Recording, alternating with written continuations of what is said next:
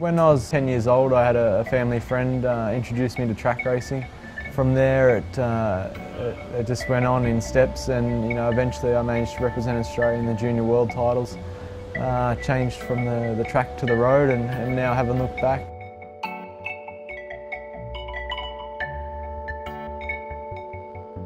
I chose to sign with Rabobank for 2012 because they were the best team that could offer me the major points that I was looking for. In 2012 I wanted to become more of a sprinter rather than the lead-out role that I had. They were able to offer me the best deal and give me the chance to take that role on. I could come in and work with a good team and who have great foundations and a lot of experience, so it worked out quite well.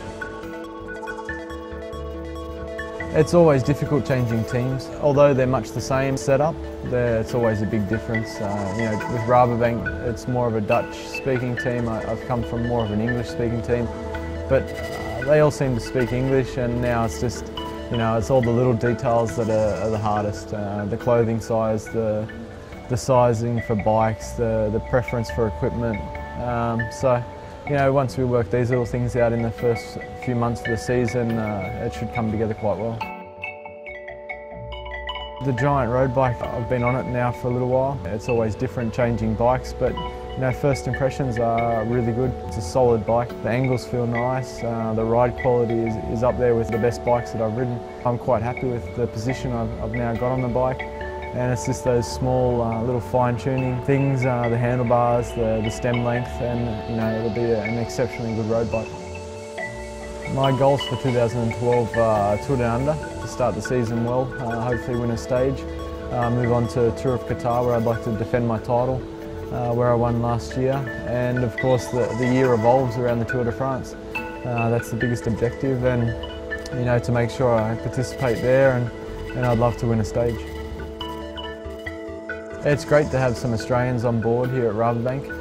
Graham Brown and Michael Matthews, both very talented riders, have been very successful over the years, so I'm looking forward to working with these guys. I think we can make a great team together along with the other riders and hopefully win a lot of races. I haven't descended behind Graham yet in some of the big coals, but I can speak from experience. There's been a couple of descents with Mark Cavendish where we've had to pinch ourselves at the bottom. We found the limit and we went over the limit, and we were lucky to come back, so I don't want to go there again. He probably needs more hair gel, not a different haircut.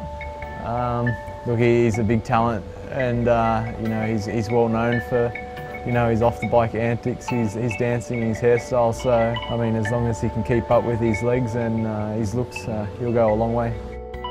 When I get the chance to have some downtime, it's mainly just spending time with my wife at home, and I'm a bit of a car freak, so I don't mind doing some research on cars, and I'd love to buy some kind of supercar one day. I love my coffee in the morning. I try not to stop too often on the bike. The last few years I've tried to, I suppose, back off a little bit of the time at the coffee shop, but I got an espresso machine at home and I rip through a few pods in the morning just to get out the door, and love the life of a professional road cyclist.